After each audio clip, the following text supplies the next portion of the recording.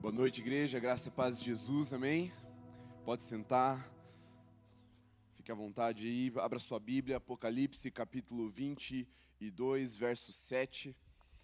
E enquanto você está abrindo a sua Bíblia, eu pedi para o multimídia abrir para nós, projetar ali, Apocalipse 1, verso 1, 2 e 3, na versão NA, por favor. Pode ir abrindo a sua Bíblia, Apocalipse 22, verso 7. É um versículo só.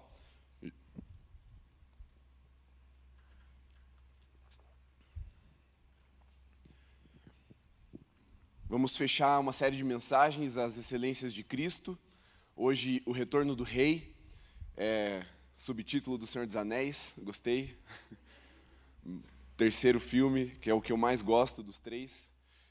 Igualmente, assim, para mim é empatado com o primeiro e com o segundo, mas o 3 é o que eu mais gosto.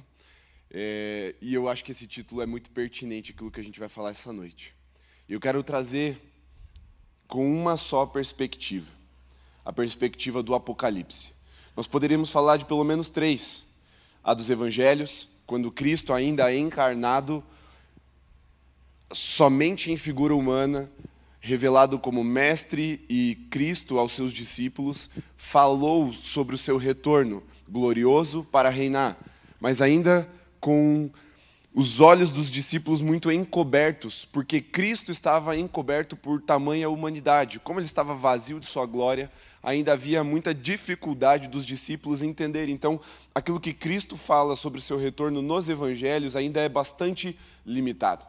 Quando nós vemos nas cartas do Novo Testamento, nós vamos ver vários textos também falando sobre o retorno de Cristo, mas ainda com poucas informações. O lugar onde as informações sobre o retorno de Cristo, o retorno do rei, estão concentradas é no Apocalipse, o livro da revelação. E ele encerra esse livro, Cristo está falando com o seu apóstolo, seu discípulo amado João, e ele fala a seguinte frase no verso 7 do capítulo 22. Eis que venho sem demora. Bem-aventurado aquele que guarda as palavras da profecia desse livro. Feche seus olhos, vamos orar. Senhor,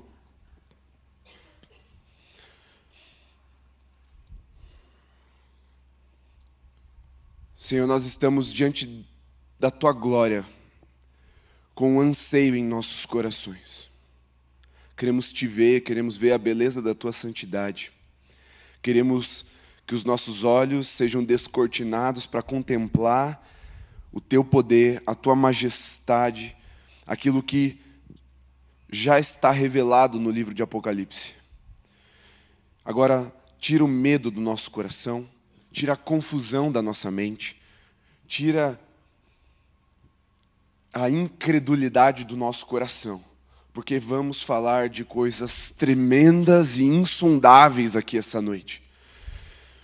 E para falar de Apocalipse, o Senhor sabe muito bem, nós não podemos dar espaço para a incredulidade no nosso coração. Habilita-nos com uma fé sobrenatural agora para crermos em toda a profecia desse livro. E aviva-nos pela revelação dessa verdade, em nome de Jesus. Amém. Muito bem, bom estar de volta, ainda estou de férias, não concluí minhas férias ainda. Terça-feira estou oficialmente de volta, mas é bom estar aqui com vocês para pregar, finalizando essa série de mensagens, as excelências de Cristo. Começamos o ano passado, vimos a pré-existência de Cristo, que ele era o Verbo no início, ele estava com Deus, ele era Deus, o Verbo se fez carne e como ele é Senhor do tempo, ele é superior ao tempo, nossas emoções, tanto quando inclinadas para as nossas ansiedades, quando inclinadas para as nossas depressões e preocupações, elas podem estar sujeitas, submissas ao senhorio de Cristo, porque ele é anterior e superior ao próprio tempo. Vimos também na mensagem a encarnação de Cristo, que ele veio e viveu a nossa vida, ele nos deu o exemplo, ele percorreu o caminho, se tornando o caminho até Deus. Vimos também a crucificação de Cristo, o fechamento do ministério terreno de Jesus. E agora, vamos falar sobre o quarto fundamento do Evangelho. E quando eu digo fundamento, é exatamente essa palavra que eu preciso que você tenha em mente quando nós falamos sobre o retorno de Jesus. Porque a primeira coisa que eu quero trazer já nessa introdução para nós é que, muitas vezes, de todos os fundamentos do Evangelho, o mais negligenciado certamente é a volta de Jesus. A pré-existência de Cristo nos conforta de uma forma que ela se faz mais presente nos nossos assuntos, nas nossas conversas. A soberania de Cristo, o fato dele ser Deus, dele ser o verbo de Deus. Principalmente quando nós somos tomados por algum medo, alguma realidade, alguma situação que nos intimida. Não, mas Jesus está comigo e Jesus é Deus, cara. Quem está com Jesus está com Deus e não vai perder. A gente invoca essa verdade, traz isso para a realidade das nossas vidas, traz isso para os momentos do dia a dia, com uma certa facilidade. Da mesma forma, a encarnação, porque é a parte mais palpável, é a parte mais fácil de se identificar com Jesus. A cruz, porque é o ápice e também é onde nós encontramos ali crucificada a misericórdia de Deus em nosso favor. E vamos ser sinceros, eu e você, a gente precisa de misericórdia, não é verdade? Então assim, a cruz, cara, moleza, até o não crente, assim, de algum ponto, invoca a cruz de Cristo. Agora, o retorno de Jesus é algo um pouco mais complicado para o nosso tempo. Na verdade, para todos os tempos, mas especialmente para o nosso tempo, é algo um pouco mais complicado de se falar, e a gente vai entender por que algo tão fundamental, tão importante como o retorno de Cristo fica negligenciado nas nossas conversas, nos nossos assuntos, e também na nossa pregação. Quando oferecemos a verdade do Evangelho para aquele que ainda não crê, para aquele que não conhece Jesus, oferecemos como um escape para os problemas. Oferecemos a Jesus como a solução para uma enfermidade, como aquele que vai fazer o impossível na vida daquele que está encrencado de uma forma que ninguém mais pode resolver, como aquele que vai sarar e curar as nossas emoções. Oferecemos Cristo como um amigo, como aquele que não deixa sozinho, mas normalmente negligenciamos a verdade e o fundamento de que Cristo é rei e ele retornará para fazer justiça sobre todos os povos, todas as tribos, todas as nações da terra. Por que isso é tão complicado? Deixa eu te dizer uma coisa bem importante. Quando nós vamos conversar sobre a parte moral da nossa fé, um exemplo aqui para vocês que são adolescentes, principalmente aqui. Quando você fala que namoro é insantidade, isso é um tipo de bizarrice já nas suas rodas de conversa. As pessoas da sua escola vão falar assim: meu Deus, nada a ver, como assim? Vocês não dão uma avançadinha? Fala, não, mas por que essa coisa de louco? Como é que você vai saber que aquela pessoa para casar você não experimenta? Isso é loucura para o mundo. Agora, irmão, você tenta imaginar você tentando convencer esse mesmo irmão que não está nem conseguindo ser convencido de que namoro é para ser vivido em santidade, que a história que nós conhecemos vai acabar com um homem vindo montado num cavalo, abrindo os céus e rasgando a história e jogando para o lado e falando: eu que mando nesse negócio aqui. A Bíblia diz que vai ter um anjo em cima do sol. Como que isso vai acontecer? Não sei. Fala de selos e trombetas e uma voz que estremece tudo. Fala que todo olho vai ver e toda língua vai confessar, que toda a criatura, seres humanos e seres espirituais, se dobrarão diante dele. Um Cristo que há 2000 anos atrás viveu e ressuscitou, e porque ressuscitou, nos deu um penhor, uma garantia de que ele vai retornar. Está esperando lá no céu, só a hora do Pai falar assim: volta, cumpriu-se a profecia, pode ir resolver o que ainda precisa ser resolvido e implantar o reino eterno de justiça. Como é que você apresenta isso para uma pessoa no século 21 que tem dificuldade de entender que se guardar para o casamento é algo bom, puro, santo e que vem da parte do Senhor? Então, enquanto as pessoas ainda estão se escandalizando com a parte moral e a mais simples da nossa fé, irmão, a hora que você começar a falar de Jesus com cabelo branco como a neve, olhos de fogo, explicar que o olho de fogo não derrete o cabelo de neve de Jesus, você vai ser tido como... Responde para mim. Como quê? Louco. E essa é a palavra-chave para o retorno do rei. A palavra da cruz é loucura para os que perecem, mas para nós que somos salvos, é o poder de Deus. E a primeira coisa que você precisa entender é que o livro do Apocalipse, que é uma palavra grega, Apocalipse, que traduzida significa literalmente revelação, foi escrito para mim e para você, que somos crentes em Cristo Jesus. Essa mensagem primeiro precisa atravessar o nosso coração. E a gente vai falar um pouquinho mais sobre isso daqui a pouco. Mas ela foi escrita para nós e ela foi escrita com um propósito. E é por isso que eu pedi para o multimídia projetar os 3 primeiros versículos de Apocalipse. E eu quero que você fique em pé aí no seu lugar. Você já vai entender qual é a dinâmica.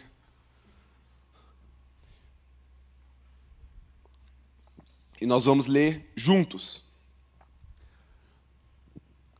Eu vou guiando pelo microfone e você vai lendo em voz alta. Você consegue fazer isso? Sim? Cutuca aí quem está do teu lado. Ó, eu quero ouvir tua voz. Enquanto eu falo, eu quero dar um... Vamos lá. Vocês já vão entender a importância disso. Vamos juntos.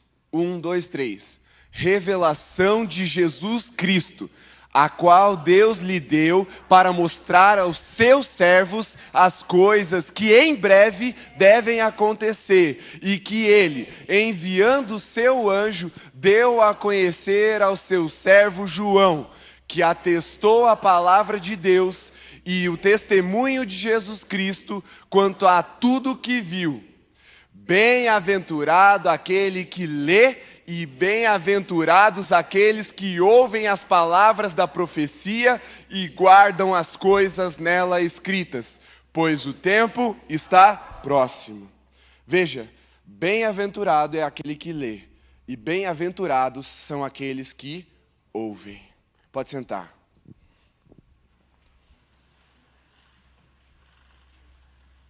Existem outros motivos para a gente ter dificuldade de falar sobre o retorno de Jesus. Um deles é um medo de não entender, porque é um livro cheio de figuras, cheio de analogias, cheio de simbolismos que remetem a um tempo tão distante do nosso, 2000 anos atrás, que para nós fica um pouco difícil de entender num primeiro momento. Fala de um dragão, fala da prostituta, fala do lago de fogo, fala de uns 7 espíritos de Deus, e você começa a ficar um pouco confuso, e tudo bem, faz parte a gente, num primeiro momento, não entendendo, resistir, falar, não é muito para mim isso aqui, não estou entendendo nada. E eu lembro de uma experiência que quando eu era criança eu tive, quando eu ganhei a minha primeira Bíblia, que era com texto bíblico mesmo, e não aquelas com imagem e historinha contando simultâneo. Não sei se você teve uma de capa roxa que tinha Jesus assim na árvore, falando com as crianças. Era a minha Bíblia de criança. Quando trocou, peguei uma NVI novinha, que estavam distribuindo de graça na igreja. E aí, meu pai falou, agora você tem que começar a ler. Você tem que ler a Bíblia, né? E por onde você começar? Eu falei, já sei. Por onde que uma criança quer começar? Eu comecei na Mulher e o Dragão de Apocalipse. Falei, eu gostei desse título, a Mulher e o Dragão. Quero saber que negócio é esse. Eu também não entendi nada. Perguntei para o meu pai.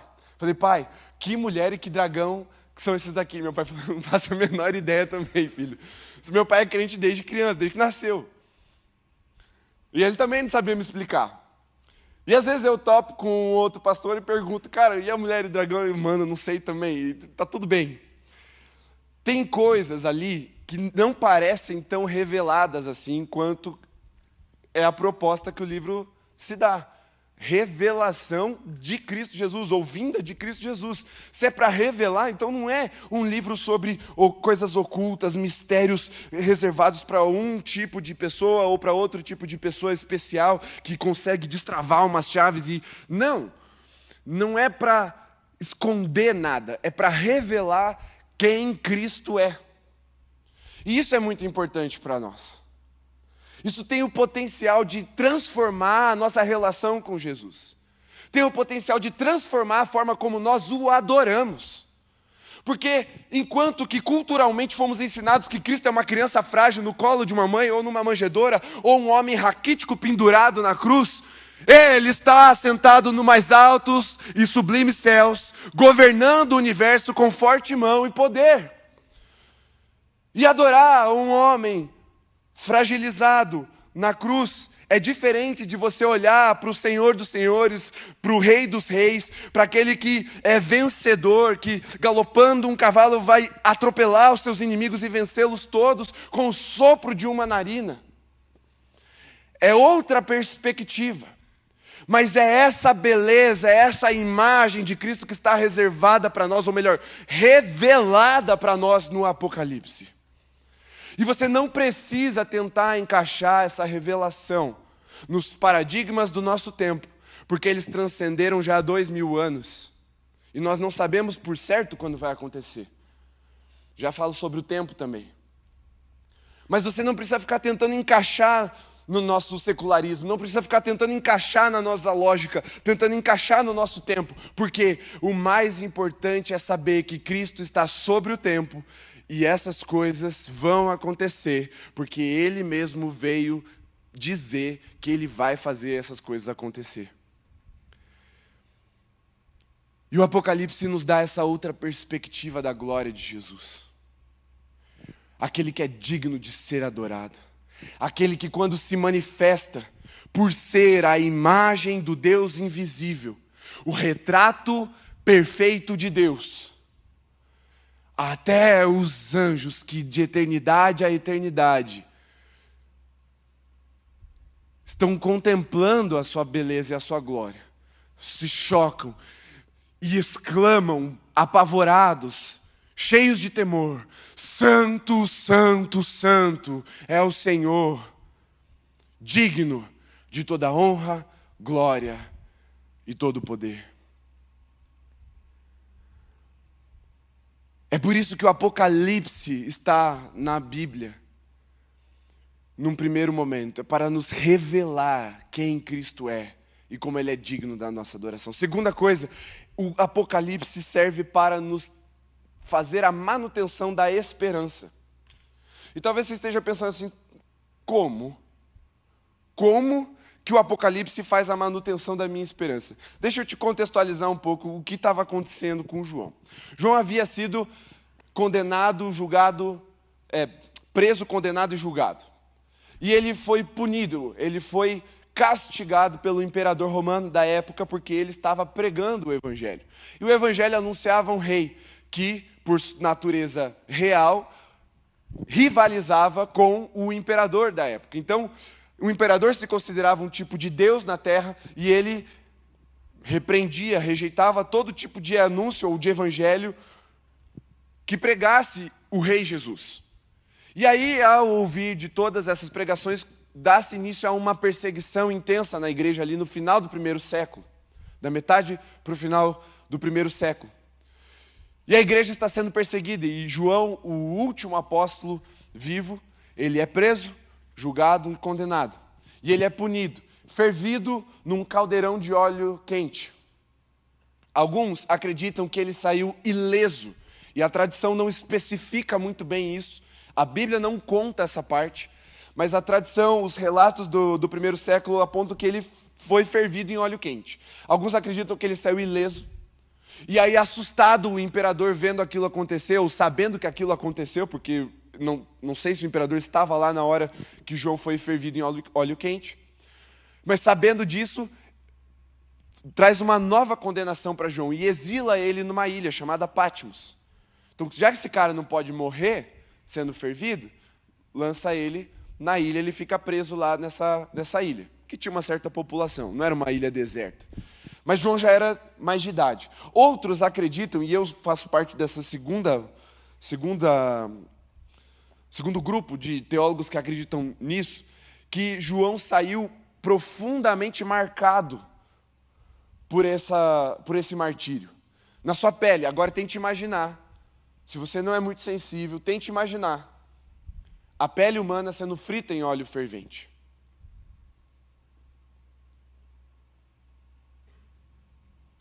Imagina aquele franguinho que você joga na frigideira com óleo.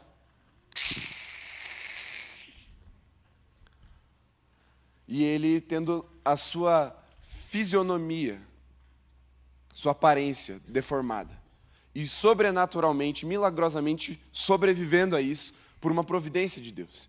E ele é, então, lançado na ilha de Patmos por causa da sua aparência também. Esse é o apóstolo que estava recebendo a revelação. É o apóstolo que tinha visto todos os seus amigos, discípulos, não dele, mas de Jesus, os codiscípulos ali, Pedro, Tiago, João, no barquinho, esses aí, sendo mortos, martirizados. Ele que viu a primeira geração toda da igreja sendo perseguida, filhos sendo arrancados dos braços dos seus pais, as congregações sendo desmanchadas e dispersadas por toda a Ásia antiga. Ele é um cara que precisava de esperança. E Jesus se revela para ele como aquele que venceu. Não aquele que tem uma chance de vencer. Não aquele que é favorito.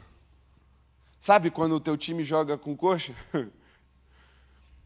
Se o teu time não é o Atlético, ele é favorito. Não é isso. Não é quais as chances que Jesus tem de vencer. Jesus vem e ele fala, o futuro aconteceu assim. Não é uma possibilidade, é uma profecia. Está decretada a vitória. Jesus venceu. E ele está consolando, gerando esperança no coração do apóstolo João e de toda a igreja da Ásia daquela época. Porque se você for avançar um pouquinho ali no 1º, 2º e 3º capítulo, você vai ver que ele começa a escrever cartas para as igrejas da Ásia.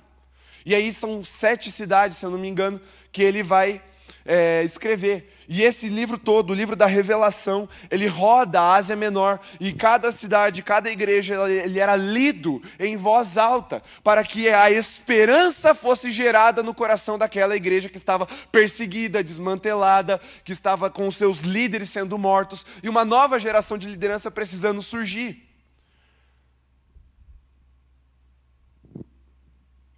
E o poder de esperança que foi gerado na igreja fez com que ela durasse até hoje, sem apostatar, sem negar a sua fé, para que ela perseverasse por todas as tribulações, perseguições, pestes, guerras, doenças, por todas as heresias, falsos mestres, tudo aquilo que a igreja enfrentou desde que ela nasceu. Porque nós não estamos arriscando a nossa vida quando a nossa eternidade, não a nossa vida. Nós não estamos arriscando a nossa eternidade quando nós confiamos em Jesus. Eu não estou apostando as minhas fichas naquilo que pode vencer. Eu estou seguro naquele que é o vencedor. E é por isso que quando nós lemos o Apocalipse, nós podemos sim olhar para as desgraças da nossa vida, para as perseguições, para os problemas, para as doenças, para os nossos inimigos, para os nossos perseguidores. E fazer como Paulo fez com a morte. Onde está, ó morte, a sua vitória? Cadê? Cadê o seu poder? Porque Cristo ressurreto nas alturas é a certificação de que Ele voltará para nos buscar. E aqueles que já tiverem morrido vão ressuscitar. E aqueles que ainda estiverem vivos vão ascender aos céus com Ele. E o livro do Apocalipse, que narra guerras, perseguições, tribulação, anticristo, dragão, besta do mar, besta de não sei do que, número da besta, marca da besta, e todas essas coisas que assustam muita gente. Na verdade, o que Jesus está falando para João e para mim e para você é: calma, filhão, ainda que tenha todas essas coisas, e vão ter mesmo, vai acontecer tudo isso aí.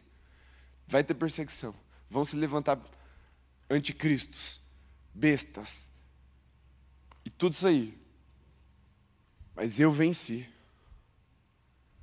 Eu fui achado digno de abrir os selos do livro da vida.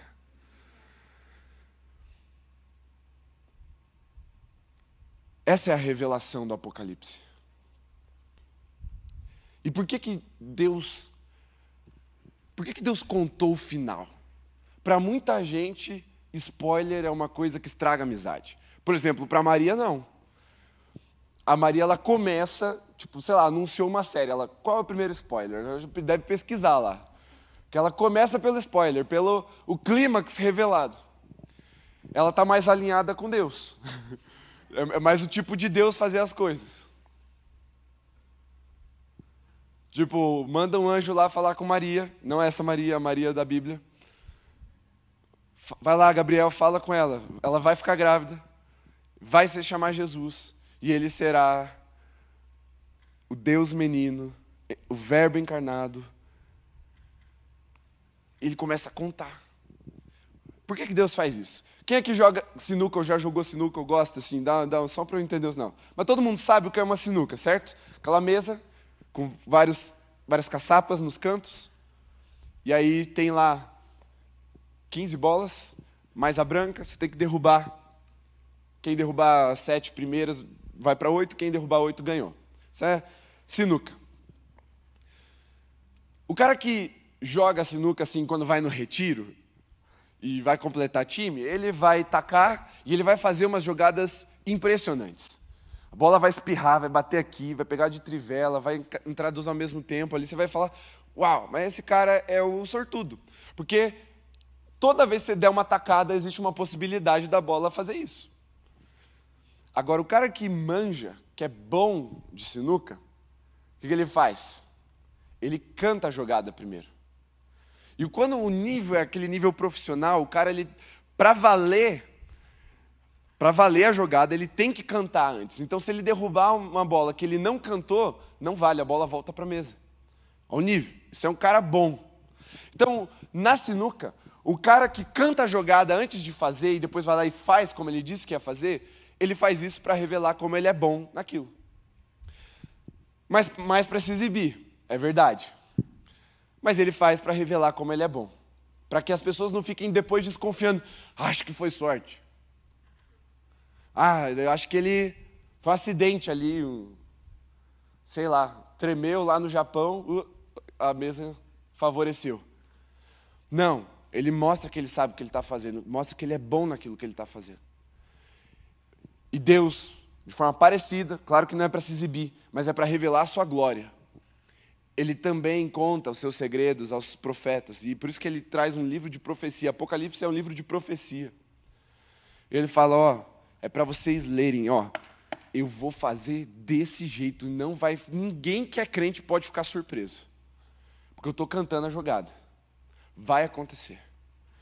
Mas vai ficar bem difícil, vai. Vai ficar impossível. Aí que Deus gosta. É por isso que o livro do Apocalipse vem para gerar esperança no nosso coração. Para consolar o nosso coração. Porque é Deus revelando todo o seu poder, toda a sua glória, de forma irrestrita.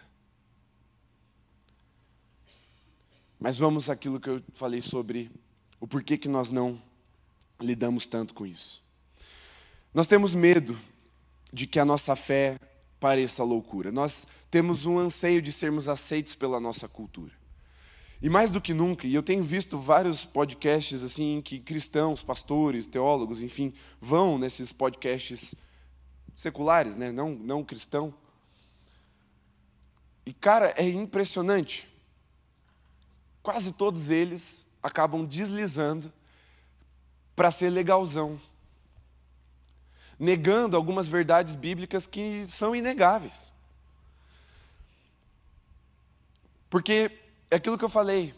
Quando entra numa coisa da moralidade, não precisa ser só do sexo antes do casamento, pode ser da outra face para quem te esbofeteou de um lado. Pode ser você falar que você não vai dar um jeitinho. Pode ser coisas bem simples mesmo, que para nós são, ok, é base, normal, a vida é assim. Ser correto só, isso já escandaliza tanto. Aí na intenção de ser aceito, de ser acolhido, de fazer parte, acaba diminuindo o evangelho e transformando Jesus num cara legal. Deixa eu te dizer uma coisa, o evangelho não é uma boa ideia. O evangelho não é sobre um cara legal. Nem é sobre um grande mestre da época, como muitas pessoas, na intenção de ser respeitosas com a gente, com a nossa fé, falar, não, eu não creio que Jesus era Deus, mas Jesus era um cara, nossa, demais, tal, iluminado. Não, cara, não tem essa possibilidade. Ou Jesus é Deus, ou ele era um lunático. Porque ele afirmava sobre ele mesmo, eu sou o verbo de Deus, eu sou filho de Deus, eu sou aquele que era, que é e que há de vir. Eu vou morrer, vou ressuscitar. O cara que afirma isso sobre ele mesmo, ou ele é Deus, ou ele é um lunático, ou ele é maluco. Concorda comigo?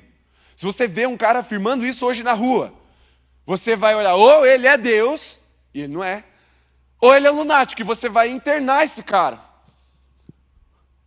Então não existe um meio termo para a nossa fé. Ou nós confessamos o evangelho de uma forma completa, e ele tem esse quarto fundamento, que é o retorno do rei, o retorno de Jesus, de uma forma sobrenatural, poderosa, escandalosa, gritante, até meio louca. Ou ainda não estamos confessando o Cristo verdadeiro. E isso é sério demais. Sabe uma coisa que o retorno de Jesus aponta no nosso coração? É que o quanto isso faz parte da nossa fala, das nossas conversas, das nossas rodas ao redor da mesa, é um sinal da nossa saúde espiritual, ou não, ou da nossa doença espiritual. Se você não fala sobre isso, se você não tem expectativa sobre isso, não foi o evangelho verdadeiro e completo que você confessou. E o evangelho fragmentado, o evangelho decepado, o evangelho reduzido, é uma falsificação do evangelho. E é por isso que, quando Jesus está falando sobre outras bem-aventuranças, veja, aqui no Apocalipse você vai encontrar 7 bem-aventuranças. A gente leu o primeiro, o versículo lá no capítulo 22, e depois nos primeiros versículos de novo falando sobre bem-aventuranças.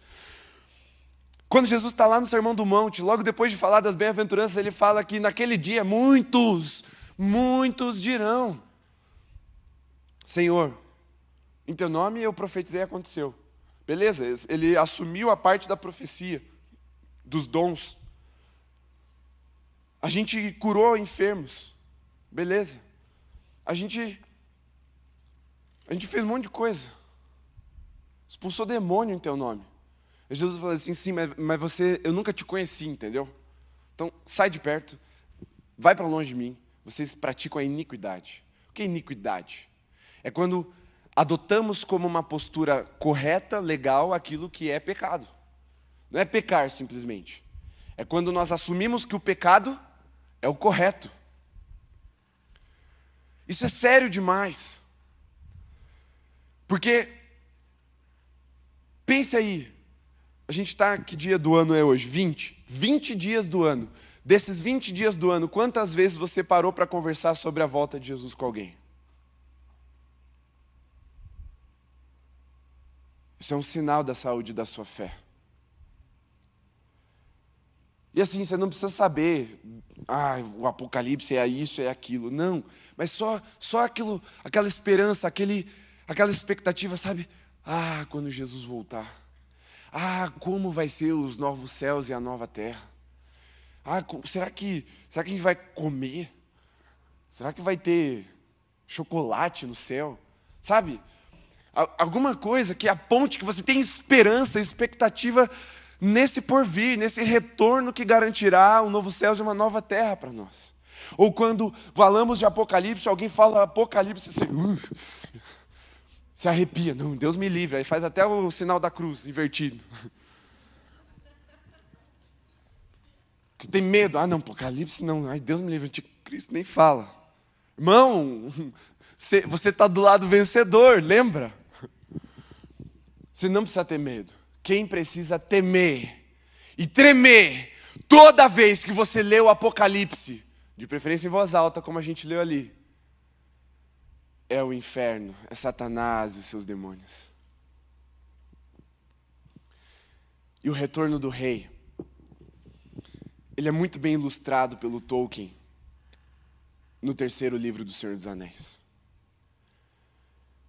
O Tolkien, ele é um cara bastante genial, mas os tipos de Cristo que ele faz é uma coisa que você precisa entender. Ninguém é Jesus na série ali, ou na trama que ele cria. Existem momentos e tipos de Cristo revelados em ações e em pessoas a cada fase ali da história. Mas no retorno do rei, há uma expectativa não só dos seres humanos, mas de toda a Terra-média, todas as espécies, de que o verdadeiro rei, o rei da linhagem original lá de trás, voltasse para governar toda a Terra-média. Havia uma expectativa, porque havia uma profecia. E o rei, no Senhor dos Anéis, é o Aragorn. Ele era ali um patrulheiro, ranger. Não é o Power Ranger, mas ele era um ranger. Um guerreiro da época. Ele reluta, inclusive, em assumir esse papel. Mas quando ele olha para a expectativa de todo o povo clamando, nós precisamos de um rei. Como as coisas estavam até agora, não dá mais. A gente precisa de uma nova era, de um novo tempo. Aí ele se inclina para a sua vocação e cumpre, se tornando rei, sendo coroado rei. Diferentemente do Aragorn, Jesus já sabe que esse é o papel dele. E ele não está ali relutando, ele está também com expectativas de consumar esse século, trazendo com ele o reino eterno de justiça. Há uma passagem que diz que Jesus, acho que é Pedro que fala isso numa de suas cartas, que Jesus está como sendo segurado pelos céus, para que ele não se manifeste com rapidez, com urgência, para que se cumpra todos os acontecimentos que foram profetizados antes desse retorno. Mas se tem alguém que está com vontade de vir encontrar a noiva, é o noivo. A questão é, quando ele fizer isso, ele vai encontrar uma noiva que aguarda o seu retorno? E aí nós vamos para a parábola das 10 virgens. Aquelas que eram prudentes estavam preparadas para o seu retorno. Aquelas que eram imprudentes não tinham se preparado. Deixaram isso em segundo plano. Veja, elas ainda tinham um desejo, mas não era prioridade na vida delas. E quando o noivo aparece, elas são lançadas de lado, porque elas não estavam aguardando com expectativa. O Apocalipse serve para apontar a saúde na nossa fé. Ele serve para revelar quem Deus é, quem Jesus é. Ele serve para nos dar esperança e conforto. E ele não pode ser descartado da nossa confissão. Eu creio que Jesus é Deus, sempre foi, é e será. Eu creio que ele encarnou, o Verbo se fez carne, habitou entre nós, vimos a sua glória, a glória do unigênito do Pai. Eu creio que ele morreu e ressuscitou, cumprindo assim, pagando assim a dívida de sangue para com Deus, bebendo do cálice da ira de Deus. Mas eu creio também que ele voltará como rei, para reinar sobre essa terra em justiça e em verdade, inaugurando o que nós chamamos de novos céus e nova terra. Existem muitas coisas que você pode ter guardado no seu coração como dúvidas. Tá, mas e o milênio? É difícil, cara, falar sobre isso. E eu não vou falar isso hoje. Porque a gente vai ter que explanar muita coisa. Eu já falei para vocês que isso cabe mais numa aula de EBD do que numa pregação. Mas talvez a gente traga uma série que fale sobre o milênio também. Não é hoje. Aguarde os próximos capítulos. Mas o Apocalipse tem várias coisas que você não vai entender muito bem. Se apegue àquilo que está claro e revelado. Não fica, será que o Bill Gates é o anticristo?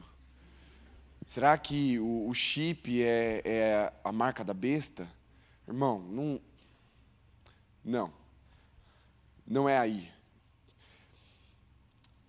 Um outro motivo para muitos terem tanta resistência com esse assunto de falar do retorno de Jesus é porque muitas pessoas que se apegam a esses conspiracionismos ficam meio bitolados mesmo.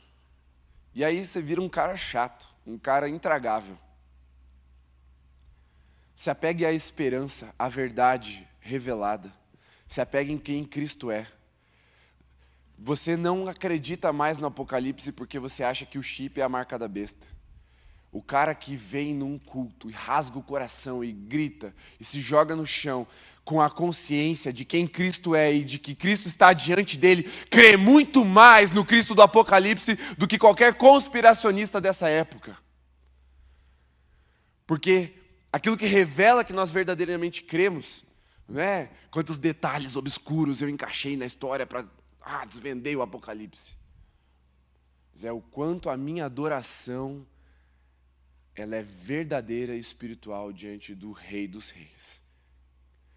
Se você lê o Apocalipse e você não sente vontade de adorar a esse Deus revelado ali nas Escrituras, nessa profecia, se você não se sente impelido, a mensagem para você é uma só: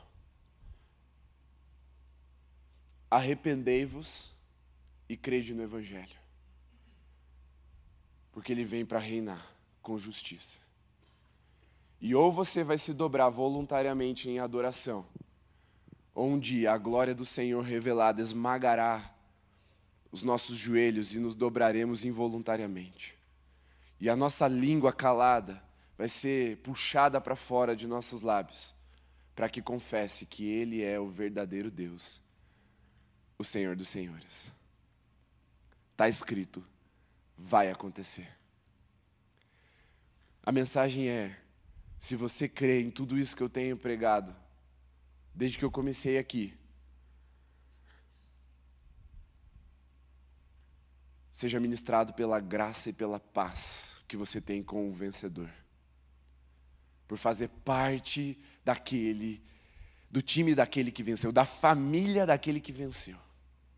Mas se você não crê, se você duvida, se você tem receio, se você tem ressalvas, arrependei-vos e crede no Evangelho. Esse é o Evangelho. Não haverá espaço para crentes secularizados no novo céu e na nova terra. E aí você fará parte daqueles que devem mesmo ficar com medo do Apocalipse.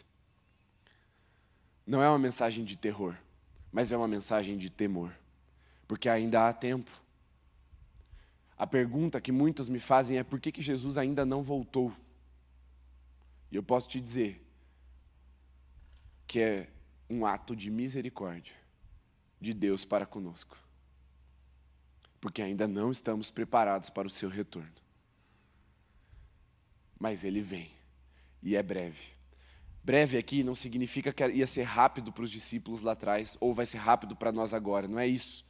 Breve diz respeito a uma postura de coração que nós, como filhos de Deus, como servos de Deus, precisamos ter. A vida é um sopro.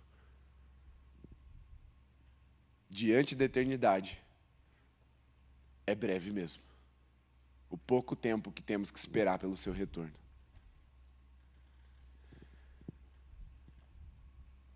E a última coisa,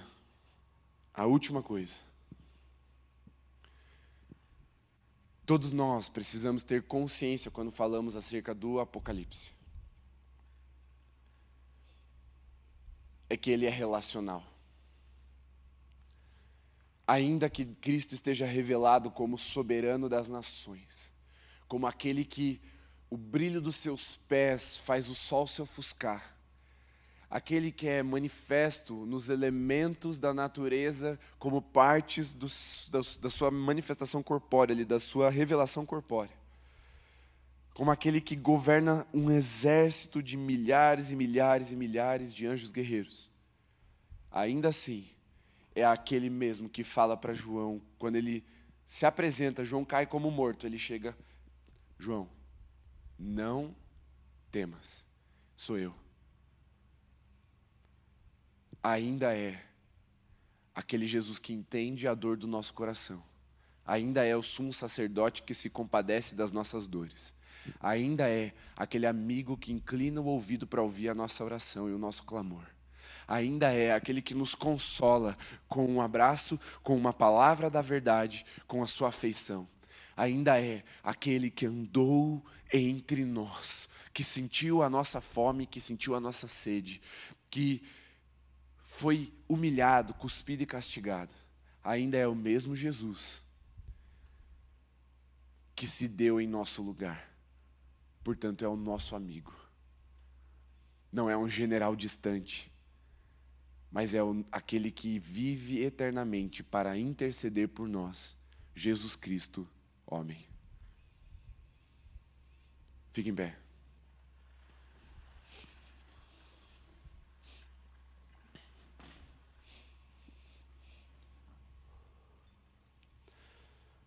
Deus cantou a jogada. Eu acredito, e é bem fácil de acreditar também, que essas coisas já estão acontecendo. Jesus mesmo fala que não cabe a nós discernir tempos e eras desses acontecimentos. E ninguém sabe, só Deus Pai sabe quando Jesus vai voltar. Mas todas as gerações que viveram avivamentos e verdadeiras manifestações celestiais em suas comunidades de fé foram aquelas que viveram pela perspectiva da brevidade. É breve, em breve ele retornará. Talvez você esteja pensando, mas eu vou viver mais um pouquinho da minha vida. Nem casei, pastor. Jesus, deixa só eu casar, daí você volta. Jesus, deixa só eu me formar, daí o Senhor pode voltar. Ou, se é mais espiritual, você fala assim, Jesus, deixa eu só ganhar mais umas 1000 almas para o Senhor e aí você volta. A gente tem os nossos combinados com Jesus, tipo, tentando parar um pouco mais Jesus, assim, como se a gente fosse parar mesmo, né? A gente faz isso. A gente precisa olhar para o nosso coração nesse momento e pedir perdão. Porque isso denuncia que nós queremos mais as coisas dessa terra do que todas as promessas e maravilhas da terra vindoura que será inaugurada com o retorno de Jesus. Tem muitas coisas boas e deleitáveis que já nos foram oferecidas, tanto pela graça comum quanto pela graça especial. Nós somos alcançados com muita bonança, com muita fartura, com muita alegria. Mas o Apocalipse diz que a glória que há de ser revelada no dia de Cristo Jesus não pode ser comparada. Não pode ser comparada. E se eu creio no que as palavras dessa profecia dizem, eu preciso gerar em meu coração, através de uma adoração espiritual e verdadeira, a expectativa pelo retorno do Rei. Os discípulos passaram 3 anos e meio, mais ou menos, com Jesus, andando todo dia com ele. Quando Jesus subiu, Pedro, Atos capítulo 3 ou 4, ele começa a pregar. E sabe do que ele começa a pregar? Da volta de Jesus, da vinda do Espírito Santo, e ele fala que Jesus vai voltar. Os discípulos que passaram 3 anos com Jesus tinham tanta expectativa pelo retorno do Rei, que eles morreram pregando essa verdade. Quanto tempo você tem de convertido? Quanto tempo você anda com Jesus? Há quanto tempo você é filho de Deus, filha de Deus, discípulo de Jesus, e ainda não espera pelo seu retorno? Essa é uma noite de nos arrependermos e crermos no Evangelho. Você pode fechar os seus olhos por um instante, mas não divaga. Por favor, não divaga. Não vai longe agora. Volta os teus olhos para dentro de você. Se Jesus viesse aqui, e aqui me permitam conjecturar uma coisa que não vai acontecer, mas tente se imaginar agora no que eu vou descrever. Jesus vem e aparece aqui. Aí ele chega pertinho de você. Ele se revela num trono, ele levanta do trono, ele desce as escadas do trono dele assim, e ele vem na tua direção, ele chega pertinho assim, enquanto você está cantando e tal. Você estava de olho fechado, você não viu? Aí Jesus vem pertinho de você e fala assim, e fala teu nome. Estou pensando em voltar hoje. O que você acha? Qual seria a sua resposta? Ele chega no Igor e fala, Igor, estou pensando em voltar hoje à noite. A hora que o pastor falar amém, assim, para dar um clímax. O que você acha? Será que o Igor ia responder, Jesus, mas eu caso esse ano, espera o ano que vem? Ou ele ia falar, Maranata, ora vem, Senhor Jesus. Como uma noiva apaixonada, nós, a igreja, nos uniríamos ao clamor do Espírito e responderíamos, Maranata, ora vem, Senhor Jesus.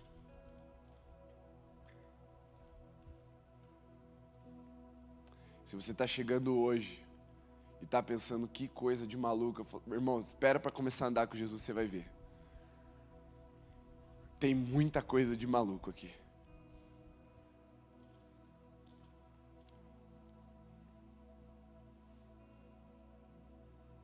Tem muito sobrenatural. Tem muito poder. Tem muita graça inexplicável. Tem paz que excede entendimentos. Tem amor que transborda a realidade. Caminhar com Jesus vai te deixar perplexo em mais de uma coisa, com certeza.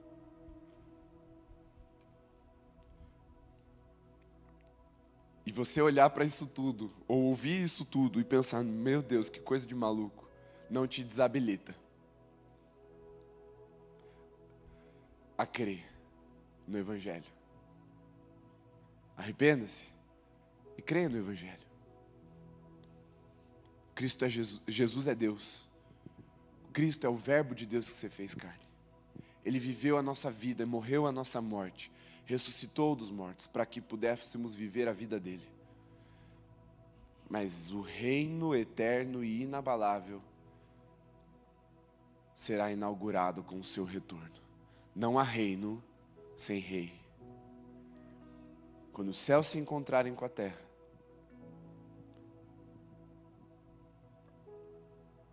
o reino estará plenamente implantado. Ele já foi plantado, mas ele estará consumado plenamente quando o rei for coroado em seu trono, diante de todas as nações da terra. Ele veio vazio de glória, como um servo, uma figura de gente escrava, sem muita afeição. Mas ele vai voltar mais atraente do que o brilho da luz do sol. Isaías profetizou 700 anos antes que não teria beleza em sua aparência quando encarnado.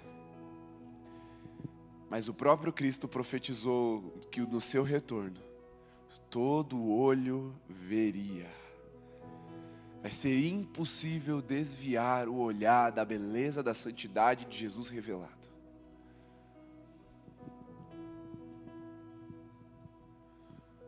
O nome disso é escatologia. A esperança do fim dos tempos. Para nós que somos salvos. E se você quer confessar Jesus nessa noite, é simples. Arrependa-se, creia com o seu coração e fale com a sua boca a seguinte frase: Jesus, seja o meu Senhor e o meu Salvador. É só isso. Muitas coisas você vai entender na caminhada, tantas outras você não vai entender, porque é da natureza de Deus ser incompreensível tamanho o seu poder, sua glória e sua natureza. Mas creia no Evangelho, que Ele é o poder de Deus para a salvação de todo aquele que crê. Creia no Evangelho, não numa parte dele, em todo o Evangelho. Senhor Jesus, eu peço que o Senhor transforme a nossa adoração.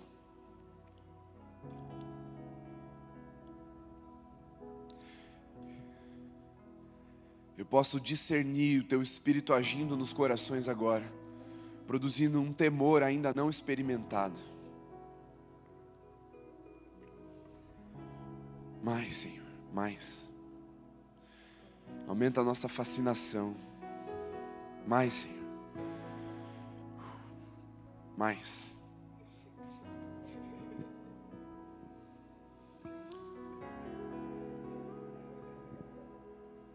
Eu posso discernir o Senhor movendo os obstáculos e as paredes das prisões nos corações, para revelar a identidade adoradora dos Teus filhos agora. Vai trazendo à tona, Senhor, descortina os nossos corações para a revelação do Teu poder e da Tua majestade agora. Para que através dessa fascinação, da revelação de quem o Senhor é, a nossa identidade adoradora seja também, venha a eclodir em nós.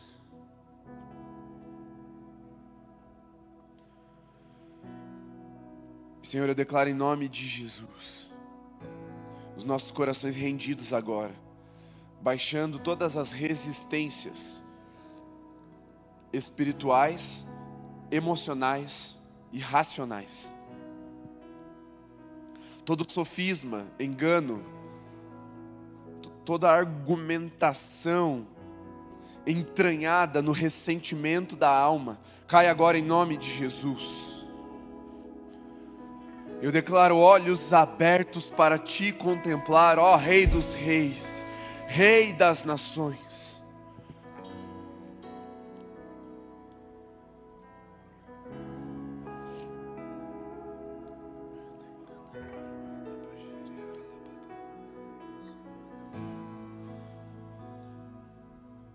Eu posso discernir com clareza, Senhor, a verdade produzindo arrependimento nos corações.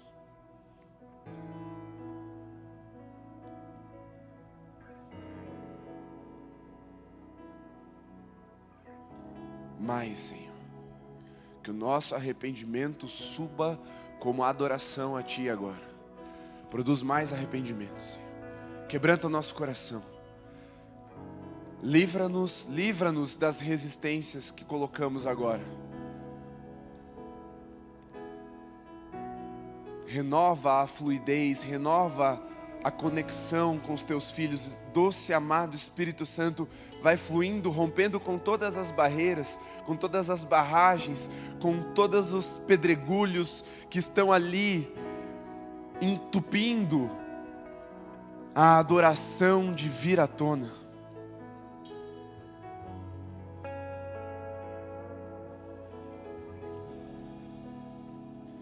sejamos nós uma geração que proclamará até o fim de nossos dias, ou até que o Senhor venha, que o Senhor voltará como Rei. E que nós, a igreja de Jesus, aqui, Senhor, reunida nessa noite, temos expectativa e aguardamos preparados com ardente expectativa a manifestação da Tua glória.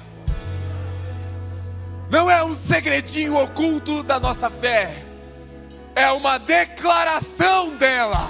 Cristo voltará como Rei. E nós cremos nisso com todo o nosso coração. Há uma convicção visceral em nosso meio, de que o Senhor está à porta batendo para voltar. De que logo mais, os céus não poderão contê-lo. A vírgula do livro da profecia se cumprirá. E Satanás estará dobrado diante do Senhor, derrotado plenamente. Mas nós estaremos sendo revestidos de glória, com um corpo renovado, para vivermos a eternidade ao seu lado. Mas Jesus, eu tenho expectativa agora pelas bodas do Cordeiro. Abre os olhos agora para que enxerguemos o banquete. O poder se assentar à mesa com o Senhor e comer da comida que está sendo servida, e ouvir as palavras dos teus lábios, e admirar a glória revelada em tua face. Comece a abrir os olhos e a imaginação, comece a abrir o coração e a mente agora, Senhor, para que te vejamos e te contemplamos, Senhor, e com todo o nosso coração.